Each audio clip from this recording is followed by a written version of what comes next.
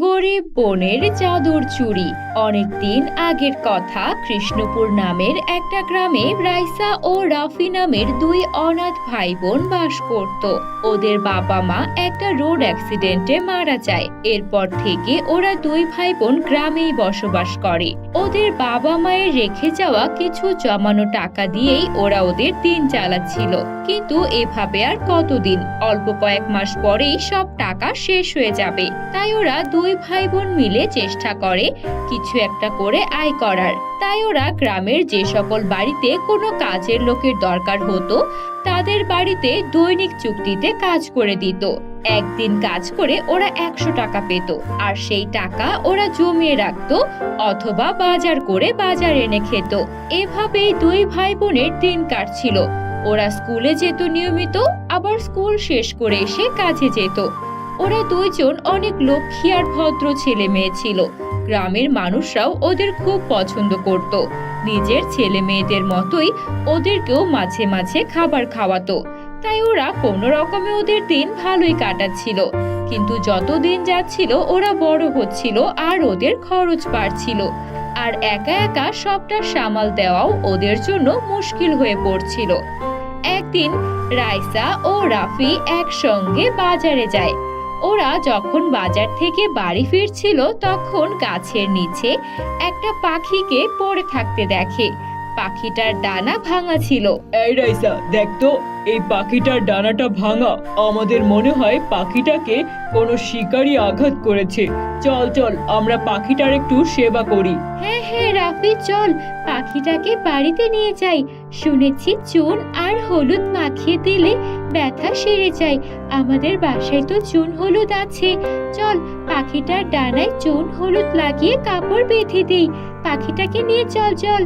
ওরা দুই ভাই বোন পাখিটার অনেক সেবা যত্ন করে, আর পাখিটার সেই ভাঙা ডানায় চুন হলুদ মাখিয়ে দেয়। পাখিটার সঙ্গে রোজ কথা বলে, আবার পাখিটাকে জঙ্গল থেকে পোকামাকড় ধরে এনে যত্ন করে খাওয়ায়। পাখিটা ওদের সেবা যত্নে অনেকটাই সুস্থ হয়ে ওঠে। অল্প কিছুদিনের মধ্যেই পাখিটা আবারও আগের মতো উড়তে শুরু করে। এটা দেখে ওরা দুই ভাই বোনই অনেক খুশি ছিল। ওরা ওদের কাজ শেষ করে এসে পাখিটার সঙ্গে খেলা করত। ওরা যেখানে যেত পাখিটাও ওদের সঙ্গেই যেত। সব মিলিয়ে ওরা অনেক খুশি ছিল। কিন্তু একদিন ওরা যখন স্কুল থেকে বাড়ি ফিরে দেখে ওদের পাখিটা ওদের বাড়িতে নেই। ওরা অনেক জায়গায় খোঁজে, কিন্তু কোথাও সেই পাখিটা পায় না। এটা দেখে ওদের মন ভীষণ খারাপ হয়। এভাবে কয়েকদিন চলতে থাকে। একদিন রাইসা যখন স্কুল থেকে বাড়ি ফিরছিল তখন ওর বান্ধবী লিয়া ও কবিতাকে গাছের নিচে দাঁড়িয়ে গল্প করতে দেখে। কবিতা বলছিল, এই দেখ দেখ, আমার বাবা আমার জন্য ঢাকা থেকে কত সুন্দর দামি চুড়ি নিয়ে এসেছে। এগুলোকে রেশমি চুড়ি বলে। এই চুড়িগুলো না, দেখ হাতে পরলে কেমন ঝুনঝুন শব্দ হয়। আমার তো চুড়িগুলো অনেক প্রিয়। যেই জামার সঙ্গে পরি সেই জামার সঙ্গেই মানায়। আমি বাবাকে বলেছি আবার ঢাকা গেলে আমাকে এমন চুড়ি আবার এনে দিতে। হ্যাঁ হ্যাঁ, তোর চুড়িগুলো তো খুবই সুন্দর, খুবই সুন্দর। তখন রাইসা এসে বলে, হ্যাঁ কবিতা, তোর চুড়িগুলো সত্যি অনেক সুন্দর। আমারও তোর চুড়িগুলো দেখে একটু পরতে ইচ্ছে করছে। এত সুন্দর চুড়ি আমি কখনো দেখিনি। আর আমি তো আজকে লাল রঙের জামা পরেছি।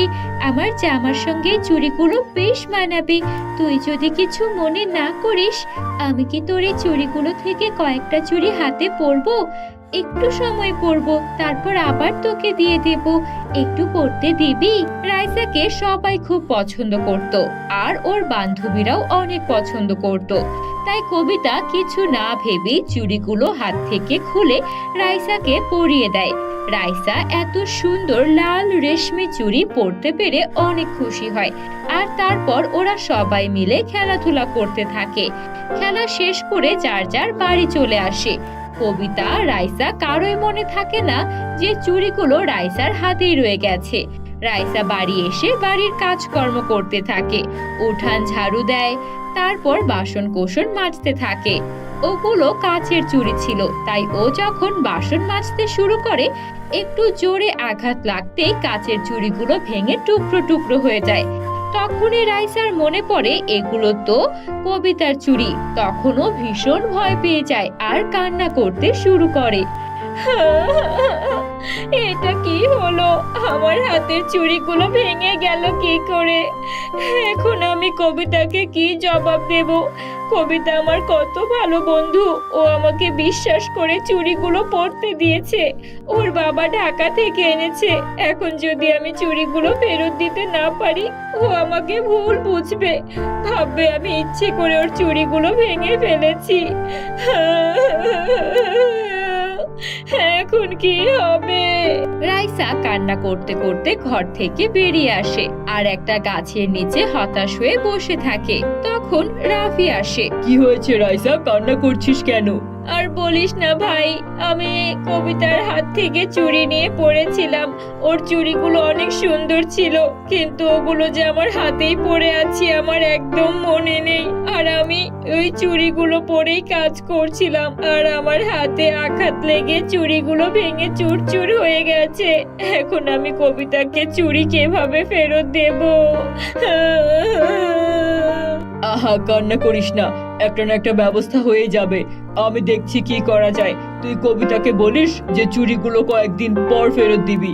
এটা নিয়ে এত মন খারাপ করিস না। তখনই ওদের সামনে ওদের পালিত সেই পাখিটা এসে দাঁড়ায়। আর পাখিটা তখন মুহূর্তের মধ্যেই রূপ পাল্টে একটা সুন্দর পরীতে বদলে যায়। এটা দেখে ওরা দুই ভাই বোন অবাক হয়ে যায়। আরে, আমি কি কোনো স্বপ্ন দেখছি নাকি? আমাদের এই পাখিটা একটা পরীর মতো হয়ে গেল কি করে? এই রাফি ভাইয়া, আমি যা দেখছি তুইও কি তাই দেখছিস? হ্যাঁ হ্যাঁ, আমিও তো তাই দেখছি। এটা তো ওই পাখিটাই ছিল যেটার ডানা ভেঙে গিয়েছিল, আর আমরা সেবা যত্ন করেছিলাম। আমাদের ছেড়ে চলে গিয়েছিল, কিন্তু এই পাখিটা পরি কি করে হয়ে গেল? এটা কি কোনো ডাইনি বা পিশাচিনি নাকি? তোমরাও না পারো? আমি কোনো ডাইনি পিশাচিনি নই, আমি পরিরাজ্যের রাজকন্যা। আমি পাখি হয়ে মাঝে মধ্যেই পৃথিবীতে ঘুরে বেড়াই। আমি ওই দিনও পৃথিবীতে এসেছিলাম, কিন্তু একটা শিকারী আমার ডানায় তীর ছোড়ে, তাই তো আমি অসুস্থ হয়ে পড়ি। আর তোমরা আমাকে তুলে এনে সেবা যত্ন করো। তোমাদের সঙ্গে যতদিন ছিলাম আমার খুব ভালো লেগেছে, তাই তো আমি পরিরাজ্যে যেতে চাইনি। ওই দিন তোমরা বাসায় ছিলে না, আমার বাবা মা এসে আমাকে জোর করে নিয়ে যায়। আমি তাদেরকে অনেক বলে বুঝিয়ে আবার তোমাদের সঙ্গে দেখা করতে এসেছি। তোমরা তো আমার বন্ধু, তোমরা আমার কত সেবা যত্ন করেছো। রাইসাকে চিন্তিত দেখে আমারও খুব চিন্তা হচ্ছে। বলো রাইসা, কে নিয়ে চিন্তা করছো?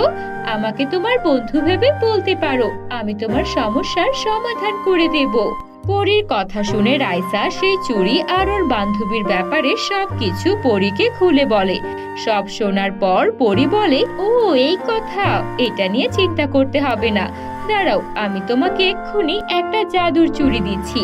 এই চুড়ি থেকে তুমি অনেক অনেক চুড়ি বের করতে পারবে, আর সেখান থেকে তোমার বান্ধবীর জন্য রেশমি চুড়ি বের করে ওকে নিয়ে দিয়ে দিও। আর বাকি চুড়িগুলো তোমরা বাজারে নিয়ে বিক্রিও করতে পারবে। তোমরা তো কোনো কিছু করে টাকা আয় করার কথা ভাবছিলে, তোমরা চুড়ি বিক্রি করেই এখন থেকে অনেক অনেক টাকা আয় করতে পারবে। এই নাও, এটা তোমাদের জন্য আমার পক্ষ থেকে উপহার।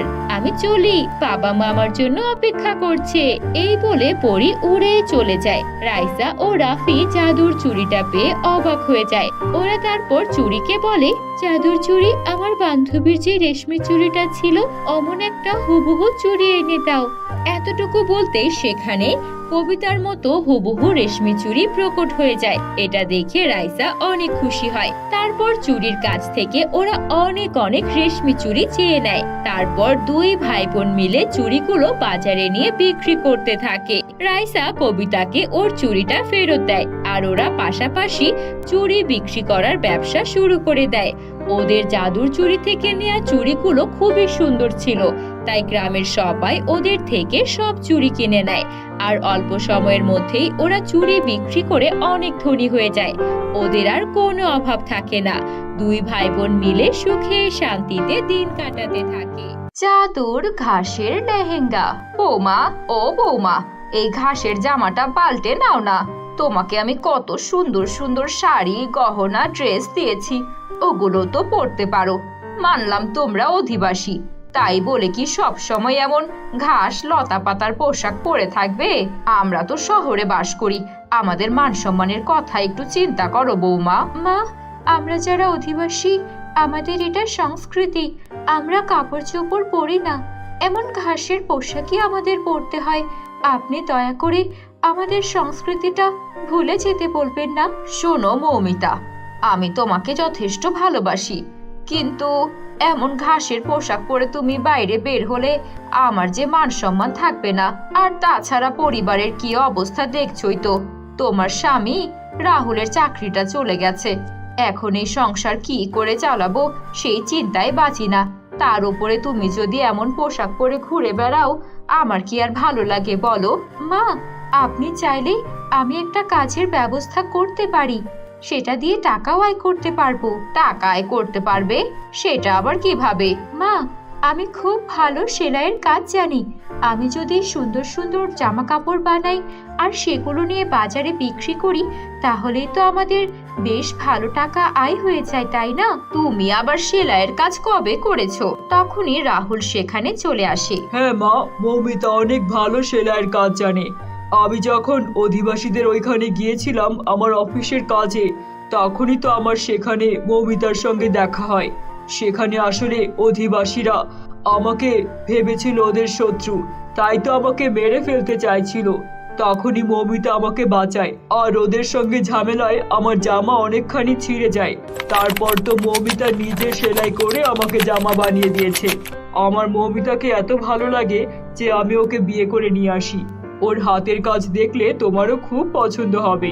ও তাই নাকি? তাহলে বৌমা, আমি তোমাকে বেশ কিছু কাপড় কিনে এনে দেব, তুমি সেগুলো সেলাই করে জামা বানিয়ে বাজারে বিক্রি করতে থাকো। কিন্তু বৌমা, তুমি যদি ঘাসের পোশাক পরে বাজারে যাও, মানুষজন যদি তোমাকে পাগল ভাবে? না মা, পাগল কেন ভাববে? মানুষ অধিবাসীদের আগে থেকেই দেখে, এখন তো টিভিতে মোবাইলে সব জায়গায় দেখা যায়।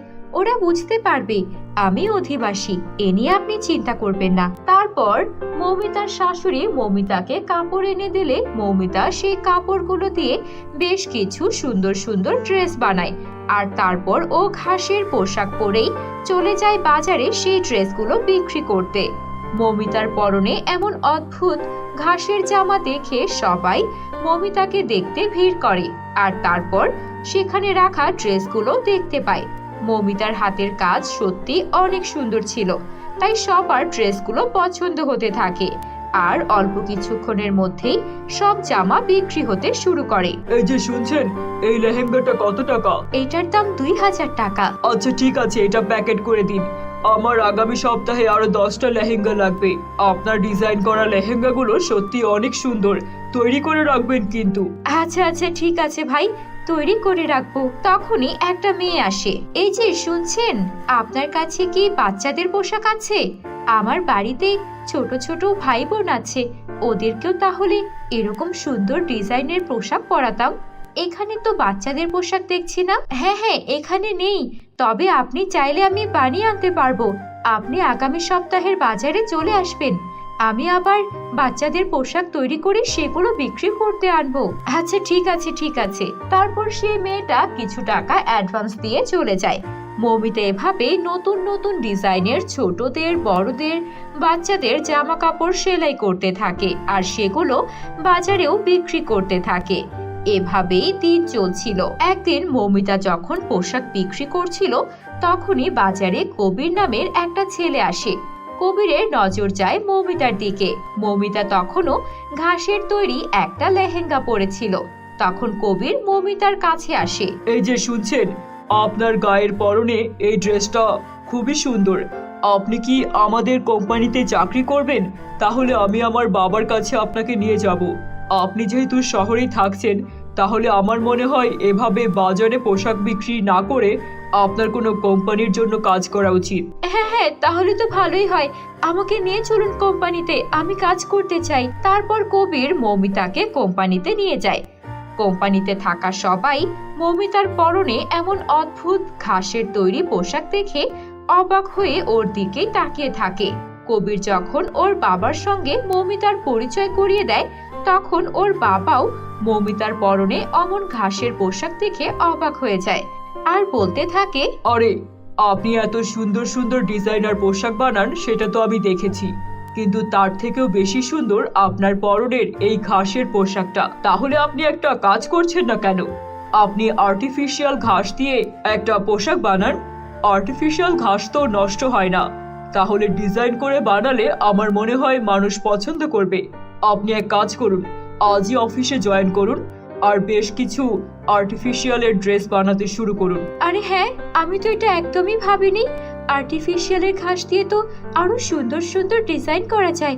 আচ্ছা ঠিক আছে, আমি এখনই কাজে লেগে পড়ছি। তারপর মৌমিতা সেদিনই কাজে লেগে পড়ে আর বেশ কিছু আর্টিফিশিয়ালের ঘাস দিয়ে লেহেঙ্গা, ড্রেস, শাড়ি বানিয়ে ফেলে। তারপর সেগুলো তাদের কোম্পানির শোরুমে রাখা হয়। মানুষজন সেই সুন্দর সুন্দর ঘাসের পোশাক দেখা মাত্রই সেগুলো কেনার জন্য হুটোপাটি শুরু করে দেয়, কিন্তু পোশাক খুবই অল্প পরিমাণে বানানো হয়েছিল, তাই সবাই সেই পোশাক কিনতে পারে না। পরবর্তীতে কোম্পানি থেকে মৌমিতার কাছে আরো অনেকগুলো পোশাক বানানোর অর্ডার আসে। মৌমিতা খুশি হয়ে বাড়ি চলে আসে আর এসে ওর শাশুড়ি আর মাকে সব ঘটনা খুলে বলে। আরে বৌমা, তুমি তো সত্যি কামাল করে ফেলেছো। তোমার এই ঘাসের পোশাক নিয়ে আমি ভাবছিলাম মানুষজন কি না কি ভাববে, আর তুমি তো এই ঘাসের পোশাক দিয়েই এত টাকার মালিক হয়ে যাচ্ছ। আমাদের সংসারের সব অভাব দূর হয়ে যাচ্ছে। সত্যি তোমার মতো বৌমার তুলনা হয় না। না না মা, সবকিছু তো আপনার দোয়াই আর আমার স্বামীর ভালোবাসায়।